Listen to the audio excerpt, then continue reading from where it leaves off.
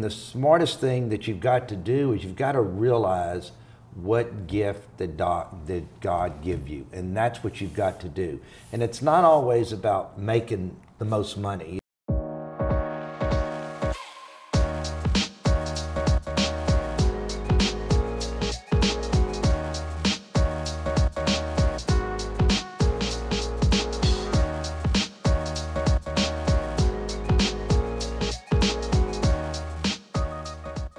This is Dave Meltzer with Entrepreneur, The Playbook, and I have Tilman Fertitta. Welcome. How are you? I am blown away. We're in your new offices. You are the CEO of Fertitta Entertainment, which, just so people know, it's 600 and more restaurants like Landry's and Mastro's, which is my favorite, by the way. The Rockets, of course, which is my ultimate goal as well. And of course, the Golden Nugget and other hotels. But what I want to talk about, because you are a true entrepreneur, you're Ernst & Young Entrepreneur of the Year, I think the second youngest business person of the year in all of Houston, just extraordinary things. But you started with a $6,000 loan when you were 23 years old. Is that right? You know, I did. and I think I was a little younger, but I knew you had to have credit to borrow money. And I can remember, you know, being in school and everybody sending you credit cards app. And so I got them all, and I went out and spent money on all of them, and all of a sudden I was able to walk into a bank and have a lot of credit. And I've tried to, you know, teach all people the greatest thing you have when you start out in life is your credit. And if you take care of your credit, and you can do a lot of things. And I've kind of maintained that through my whole business career. And you know, bond holders, debt holders, when I was public for 18 years, equity holders. If everybody always makes money on you, then you can always go ahead and do a lot of other deals. Yeah, and you were great at leveraging things, trading up, trading back, trading down, you know, including you had your first with Landry's. You actually took it public and then bought it back. In 1993, as a sole shareholder, I took it public, was public for 18 years, was great, because you take and that was right when everybody was going public in the restaurant business, Cheesecake Factory, Outback, you know, on, Brinker. That's when it was just happening. And you know, took a 30 million, I thought I was doing pretty good. I was doing 30 million in revenue, making $4 or $5 million a year, 1993. And all of a sudden, though, you go public and as a hot concept, you wake up the next morning, you're worth $100 million. And did that for 18 years, and it was great. Grew it to a $2 billion company. And but then when the opportunity came with the crisis of 08 and 09, I said, why not go back private again? And was able to, which is very unusual, was able to take the company private, owning 100% of it again. But it was able to double the company since then, from $2 billion to $4 billion as a private company in revenue. Where did your vision come from? You know, you're from Galveston.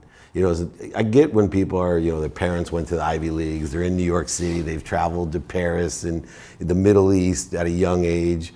But I'm always amazed by entrepreneurs that, I grew up in Akron, Ohio. And people ask me the same question, like, where this big vision keeps coming and it doesn't quit. You're, you know, a little later on in life, not in your 20s anymore, but you see things at a different perspective than most people. I do, and I tell people this all the time. God gives us all certain gifts. And I tell young people this if I'm out at U of H talking to kids or whoever. And the smartest thing that you've got to do is you've got to realize what gift that God give you, and that's what you've got to do.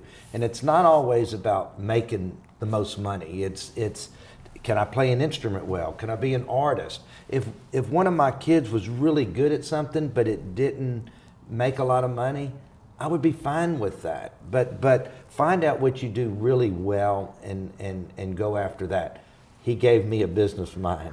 So going back to when I was a little kid, I didn't watch cartoons. I always would play business and carry around my briefcase. And it's just kind of something that always came really easy for me, from knowing how to operate to the creative mind to the financial engineering. And if somebody said, why were you able to do this? I would say, because I was given those three gifts. Yeah, and you have an unconscious competency for making money. And money is not your God, though. Even though you have lots of it, you have a special relationship with money. I think it's important for other entrepreneurs to know what that is. What's the energy of money, or what does it mean to you? You know, I mean, it's always nice to be able to own nice things, but I don't think, and you could say, oh, well, you have planes and yachts and a nice office and all this, but I've never shown off my money. I have those things because I want to go enjoy them. But I can honestly say, I mean, I've had a private jet since 1991, and I bet you I haven't had 15 friends ever on a jet with me, because I've always used it more for business or whatever. And I have a yacht because I enjoy it, and I have a nice office because I enjoy it. But I also teach people, whether it be my kids or my employees, if you don't go show off in one of our restaurants and order a $200 or $500 bottle of wine. You live well, but you respect money, and I guess I respect it because I know how hard it is to earn. And if you save your money and don't do a lot of stupid things with it, then you'll have the opportunity to do big things when the opportunities arise. And that's what I've been able to do. And you do it also with philanthropy. I thought it was interesting because I have the same strategy as you, one in which Warren Buffett, when he was our age, he got a lot of slack for, right? Because he didn't give away a lot. He gave away millions here and there, but he didn't give away all his fortune early on, because he believed in compound interest and his skill set of making more money and then eventually having a significant impact on society.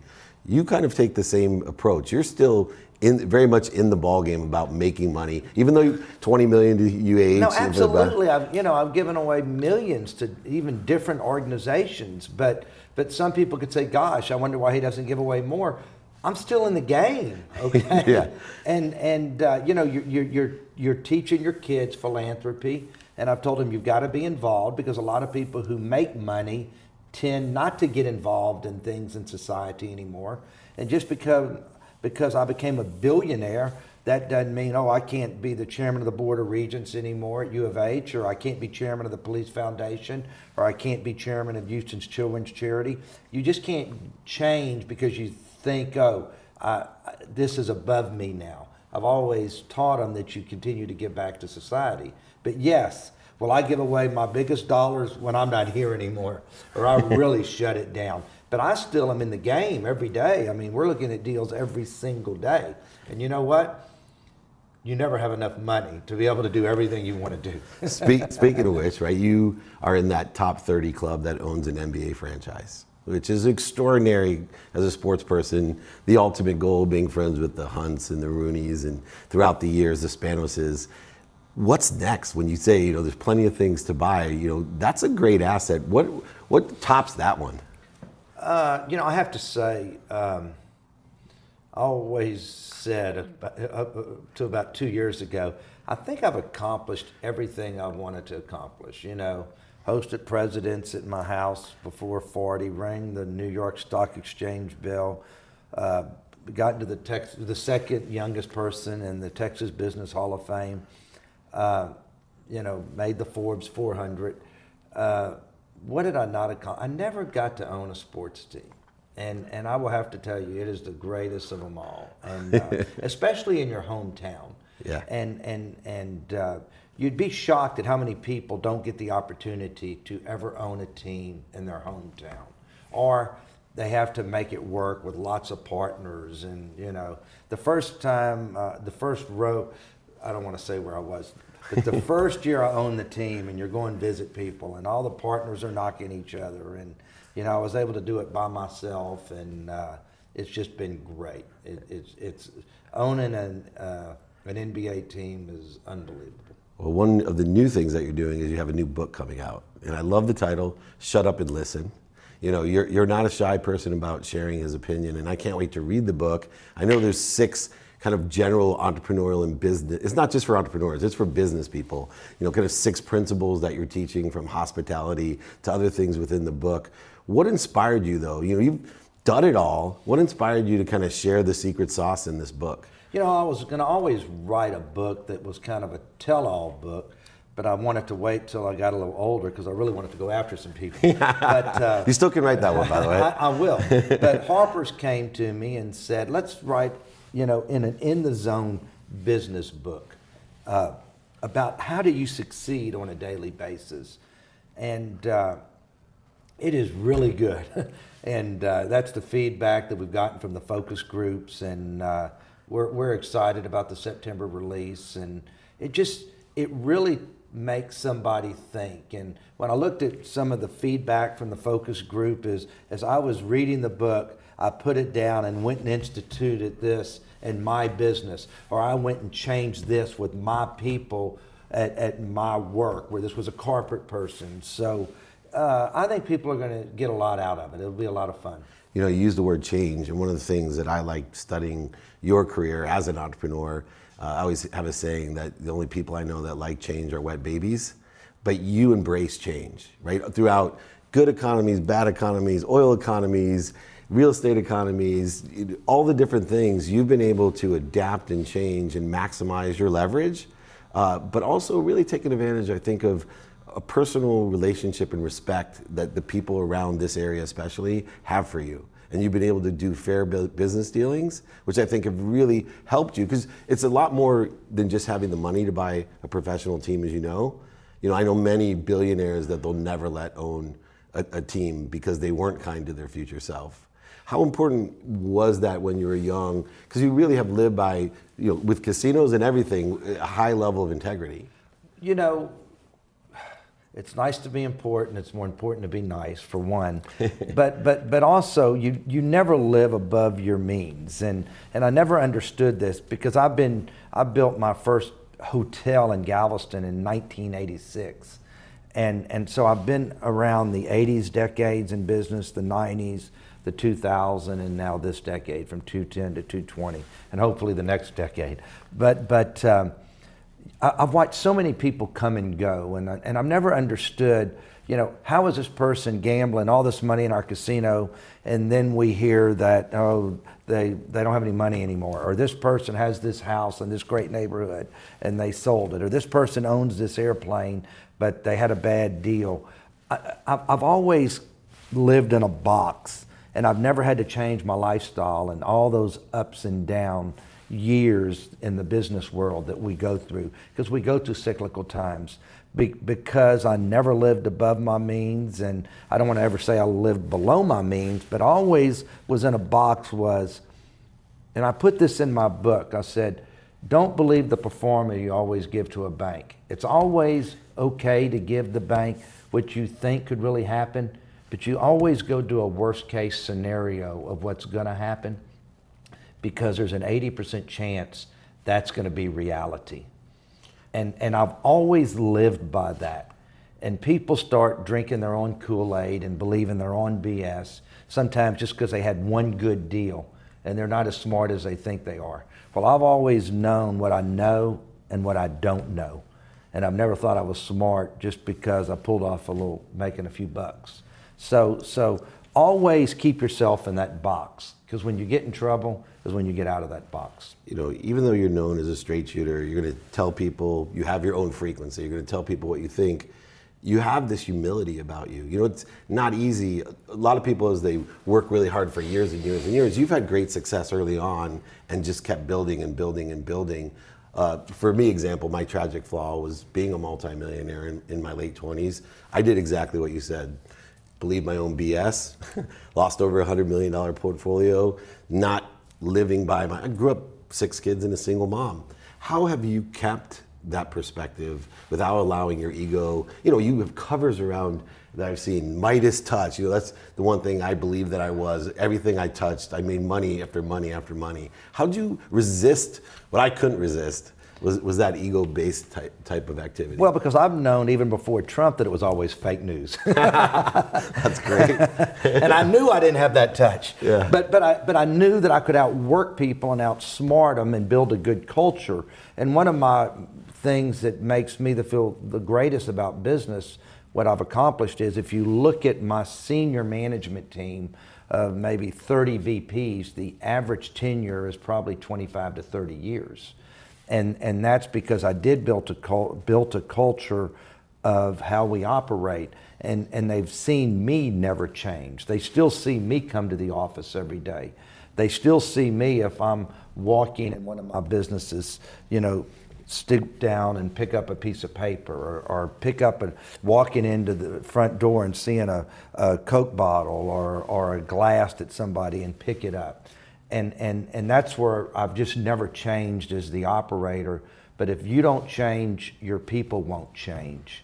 And I think that is the best thing that I ever gave all the employees and my kids, is that they've never seen me change. And that's the greatest gift that you can give everybody. And speaking of your kids, after I rebounded, et cetera, and I have 4 children, my biggest fear is keeping them empowered. Because I do like to provide for my kids, but I want them to have a perspective. How do you, being at the level you're at, keep your kids grounded? Oh, and they live a great life, and they'll be the first ones to tell you that. But I want to be one of your kids, by the way. That sounds good to me. As they've gotten older, though, and they're around this office, they go, oh, crap. I mean, this doesn't happen accidentally. They know that I drive this boat, and they know that the longer I live, the better off that they're all going to be. But they're also learning the different methods, the personalities, and everything it takes to run this business, to be able to make decisions. And, I'm not one of those people that say, oh, let your kids go work for somebody else for a while, or go stick them in this department or this department. My company is so big that it would be a waste of time. What I'm trying to do is teach them to make decisions, okay? Because if you can learn to make decisions, you're going to always be successful. They don't need to learn every little aspect of every division or every company or business we own, because there's too many. Learn how to make decisions. And on that level, there's one key value that you're also known for, and it's gratitude, right? And I'd love for you to share with all the entrepreneur and business people that watch this, how important gratitude is, even if you have everything you ever dreamed of. Well, I mean, it's important. Once again, I have 60,000 people out there that I sign a paycheck for, and I couldn't have done it without them. I'm only one person, okay? And I might have some ideas, and I might point people in the right direction, but my gratitude is to all the people that helped me do this, and for all the people out there that support me and give me business and do business with me, and I thank everybody, because absolutely you can't do this by yourself. And last question, you've been friends with a lot of owners. Just last year, the Leonsis family, good friends of mine as well. And with everything that they have, what would a championship mean to you? Oh my gosh, you have no idea. It's the pinnacle. To win, one of the 3 major championships in sports is the greatest thing in the world, and they're hard to come by. Yeah. They're hard to come by. I was with Jerry Jones and with Legends, and someone asked him, would you sell the Cowboys? He said, if I won a championship, I'd sell it with a 20% discount. That's how much, if you could guarantee me a championship. Right. I mean, he bought the team, and he had Jimmy, and they won those 3 quick championships. The person that I bought the team from walked in, and with Akeem Olajuwon, won 2 championships his first 2 years, but in the last 25 years, only even got to the Western Conference Finals twice. It's hard. It's damn hard. So, yeah. I know I'm doing everything I can do. So, yeah, what I love about championships, they can't be bought. They can. Right? All the big things can't be bought. Well, you're someone that can't be bought, and I really appreciate all the time that you spent helping all these people. I can't wait to get my signed copy of Shut Up and Listen. You got it. I'll be the first to read it. Thank you so much. We got Tilman Fertitta with Dave Meltzer, Entrepreneurs, The Playbook. If you've enjoyed this episode of The Playbook, learn more valuable lessons right over here.